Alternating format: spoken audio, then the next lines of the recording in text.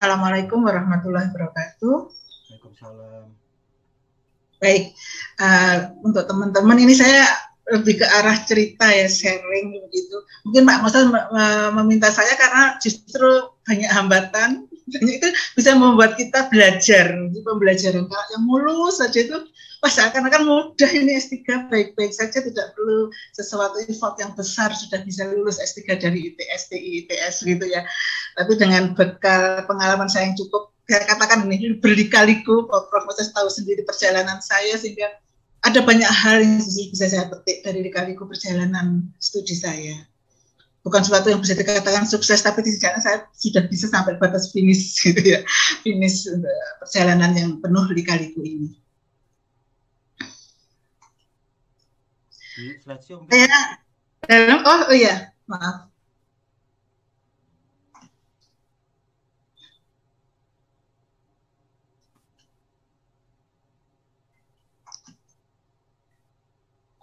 Baik, saya angkatan tahun 2013, Pak, jadul ya teman-teman ya. Kemudian masuk S3 juga dalam usia yang relatif sudah tidak muda lagi, gitu ya, buntutnya sudah lumayan gitu. Dorongan saya waktu S3 itu, terus terang saja waktu itu ada peraturan yang kalau mau kolektor kepala harus doktor, jadi mau nggak mau ya harus sekolah setelah jeda cukup lama dari S2. Nah, di tahun 2013 saya menjadi maba yang juga nyesek gitu ya, di hati. Sudah berjalan, sudah confirm dan sebagainya, bahkan sudah progres internal 1, seingat saya sudah itu.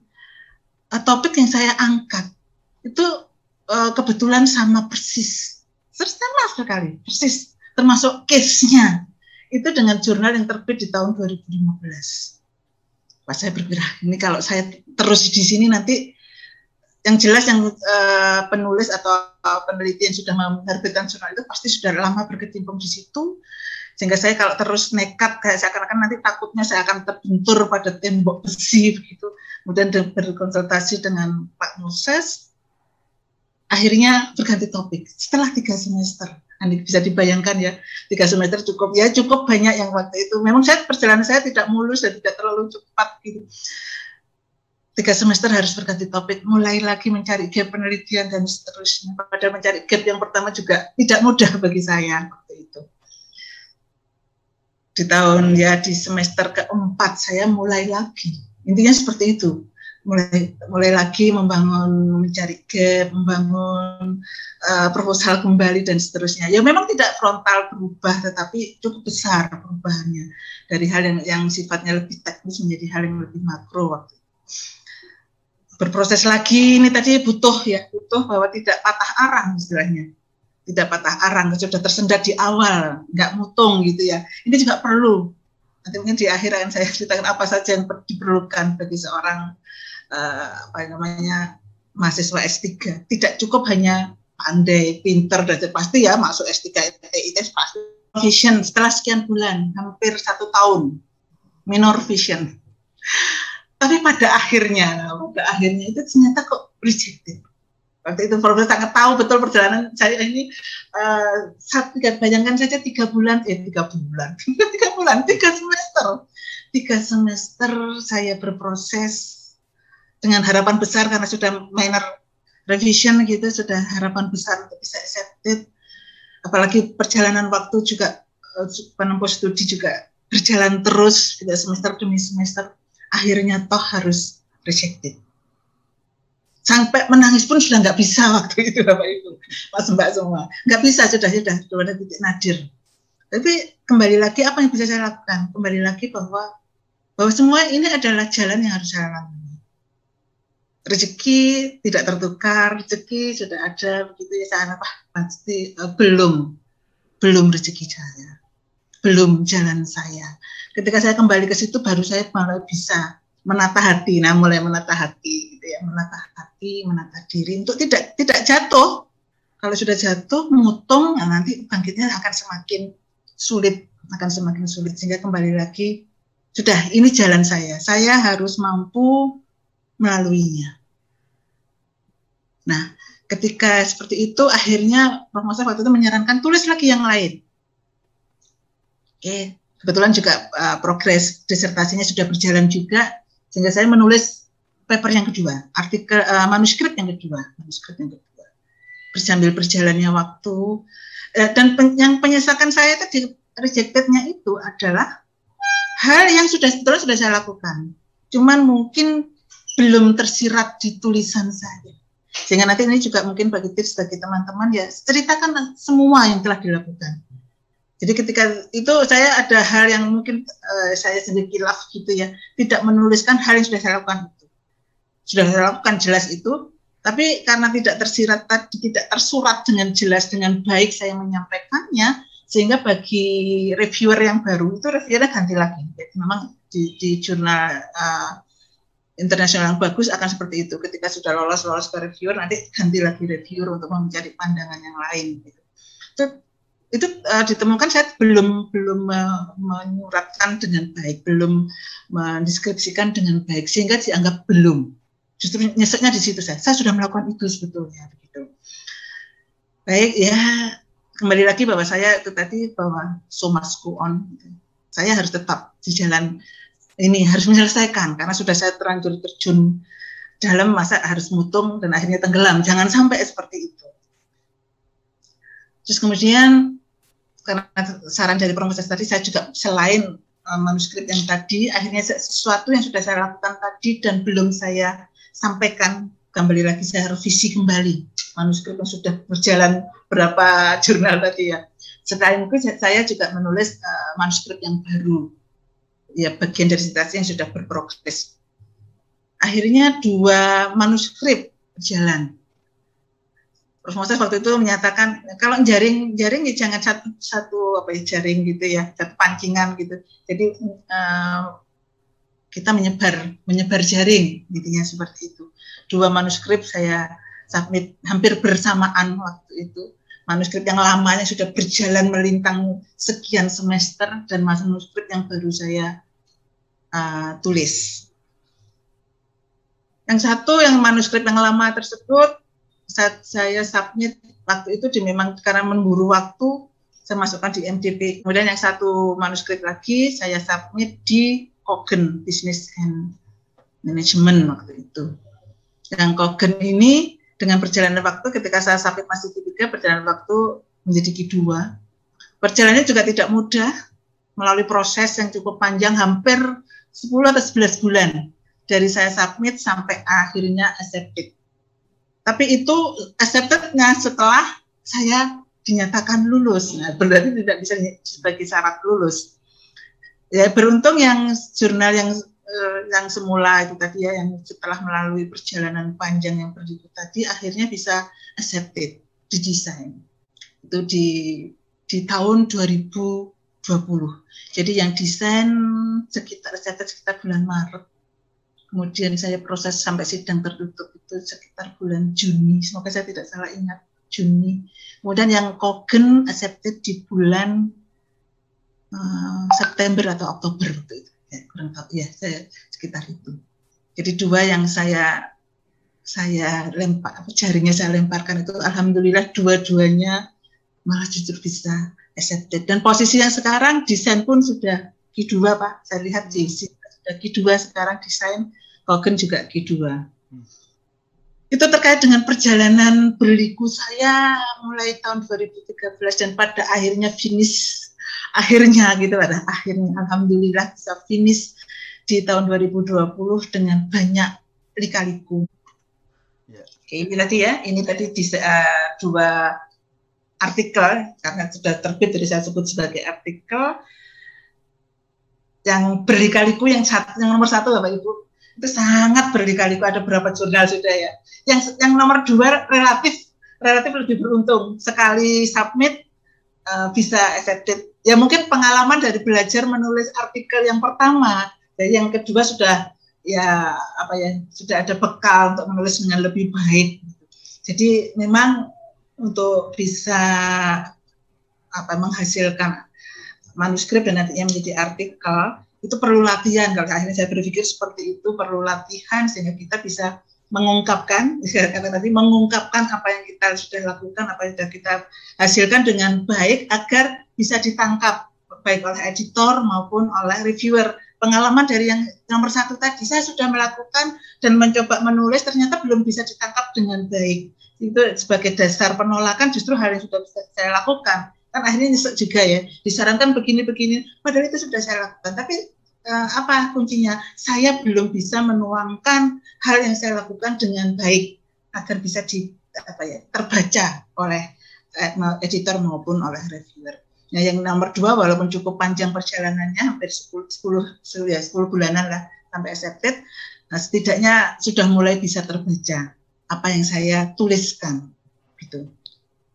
Jadi penting untuk kita menyusun bahasa bukan hanya dimengerti oleh kita, tetapi dimengerti oleh orang lain.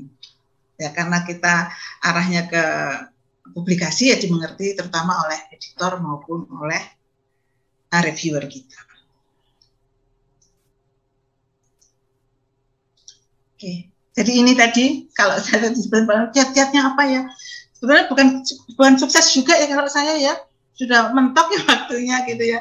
Tapi setidaknya sampai finish tadi dari hal semua perjalanan saya yang cukup berliku tadi di S3 TI ITS, akhirnya yang saya dapatkan adalah bahwa menempuh studi S3 itu tidak cukup berbekal pandai, cerdas, dan seterusnya.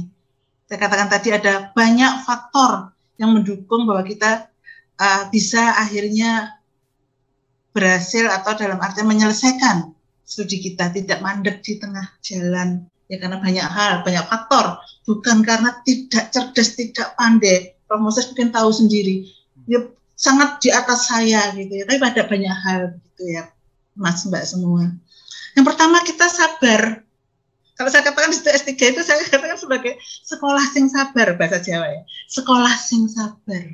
Betul-betul tidak hanya berbekal bahwa saya mampu, IQ saya tinggi, saya pintar dan tidak cukup itu.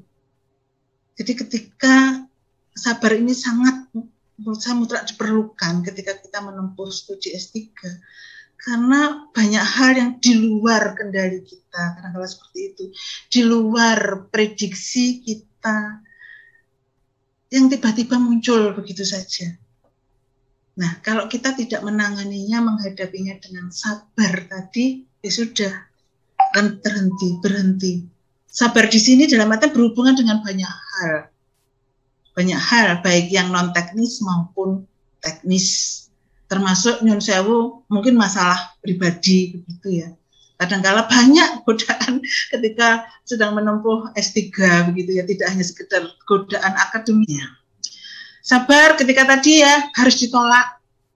Ya sabar bahwa ini belum rezeki saya. Harus mampu bangkit lagi. Ketika kemudian masih ada kendala lagi tidak mulus gitu ya, harus yudisium dan wisuda, ya kembali lagi harus sabar. Ya kembali lagi berdoa. Karena semuanya tidak lepas dari campur tangan Sang Maha Pencipta. Semuanya. Yang perjalanan saya ini pun saya anggap sebagai yang harus saya jalani, perjalanan saya yang akan menguatkan saya nantinya, gitu, menguatkan saya untuk sabar. Oke, kemudian tekun. Ini yang 3 kata ini saya dapatkan selama perjalanan saya. Tekun tadi ya. Tekun itu dalam artinya kita tidak selalu ada progres gitu ya, progres, tidak sampai berhenti. Sekecil apapun progres itu ada progres. Kenapa? Kalau begitu kita berhenti, itu untuk kembali lagi itu sulit, jauh lebih sulit dibanding kalau kita tekun sedikit demi sedikit berprogres ya. Kalau Mas Mbak semua yang masih energinya masih oke gitu ya, masih muda gitu, mungkin progresnya akan lebih cepat dibanding saya. Ini yang 3 kata ini saya dapatkan selama perjalanan saya. Tekun tadi ya. Tekun itu dalam artinya kita tidak selalu ada progres gitu ya, progres, tidak sampai berhenti. Sekecil apapun progres itu ada progres. Kenapa? Kalau begitu kita berhenti, itu untuk kembali lagi itu sulit, jauh lebih sulit dibanding kalau kita tekun sedikit demi sedikit sedikit demi sedikit berprogres ya. Kalau Mas Mbak semuanya masih energinya masih oke gitu ya, masih muda gitu, mungkin progresnya akan lebih cepat dibanding saya. Kalau saya kan selangkah demi selangkah, kalau saya selangkah demi selangkah, tapi Mas Mbak semua, Bapak Ibu semua mungkin bisa lompat demi lompat gitu ya, sehingga lebih cepat dibanding saya. Tapi semuanya butuh ketekunan, tekun. Karena kalau gitu kita menghadapi aral, berhenti, kemudian berhenti, cukup lama katakanlah off gitu ya, tidak buka jurnal, tidak buka cerita. Begitu kita memulai lagi, butuh tenaga yang jauh lebih besar dibanding kalau kita, oke lah sesaat kita berhenti, menenangkan pikiran, mengendapkan hati, begitu ya, kemudian segera memulai, walaupun dengan mungkin progres effort yang ya tidak melompat, tapi itu jauh lebih smooth bagi saya ya. Sehingga kita butuh tekun itu, sedikit demi sedikit, kadang-kadang. Dan yang penting jangan bandingkan perjalanan kita dengan perjalanan teman-teman yang lain. Oh ngenes nanti kalau seperti itu, melihat wah proses sepertinya. Jangan melihat atau jangan bandingkan. Untuk pembelajaran boleh, tapi jangan pernah membandingkan.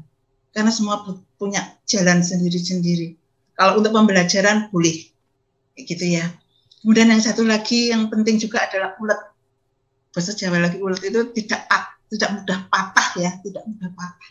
Seperti yang perjalanan saya tadi harus ganti topik. Iya ya, sesaat gitu ya, butuh penyesuaian begitu dan harus memulai lagi. Tapi jangan sampai patah. Begitu patah, terhenti. Kalau terhenti ya sudah, akhirnya tidak bisa sampai finish. Kembali lagi setelah 3 semester harus rejected. Kembali lagi, jangan patah.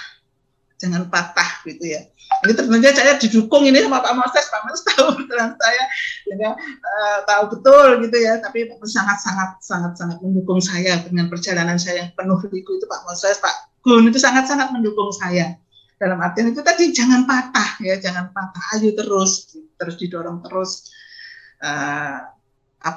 Perjalanan ini tinggal sedikit loh gitu ya, tinggal sedikit, jangan patah. Di step nanti sekali lagi bahwa perjalanan akan berbeda-beda. Intinya 3 hal ini menurut saya perlu kita punya ya. Ya kalau kemampuan akademis itu sudah lewat ya, Bapak Ibu pasti sudah punya. Tapi sabar, tekun, ulet ini harus dibangun. Kembali dibangun maksud saya, kembali dibangun untuk menghadapi hal-hal yang itu tadi di luar prediksi kita, di luar kendali kita, hal-hal yang tidak terduga yang kadangkala membuat kita harus ya istirahat sejenak iya, tapi jangan patah arang seperti itu. Itu adalah pengalaman saya Bapak Ibu, pengalaman saya selama menempuh studi S3. Sempatkan waktu, tadi katakan tekun tadi ya, waktu itu walaupun sesibuk apapun kita dengan pekerjaan yang lain, mungkin ya bagi yang mungkin tidak full studi begitu, luangkan waktu. Terus kemudian bagi yang apalagi yang bagi masih muda-muda yang memang tujuannya untuk sekolah, waktunya pasti tersedia banyak. Nah kayak ibu-ibu kayak saya itu kan waktunya harus berbagi juga ya Bapak Ibu. Untuk anak, kadang-kadang anaknya sakit, ya, Pak masih sudah pernah, saya dulu Pak sakit mana dan sebagainya. Dan waktu itu masih kecil anak saya masuk S3 itu masih punya anak yang usia 3 tahun waktu itu. Jadi ya harus berbagi. Tapi intinya waktu itu selalu diluangkan gitu ya, selalu diluangkan untuk bisa menyelesaikan yang memang sudah kita pilih. Kita studi S3 berarti kita sudah memilih suatu jalan tertentu, ya sudah harus kita penuhi sampai akhir. Apapun kondisinya, kita dengan kesabaran kita, ketekunan kita, keulatan kita, dan tentunya selalu jangan lupa berdoa ya. Doa itu akhirnya alhamdulillah bisa sampai finish.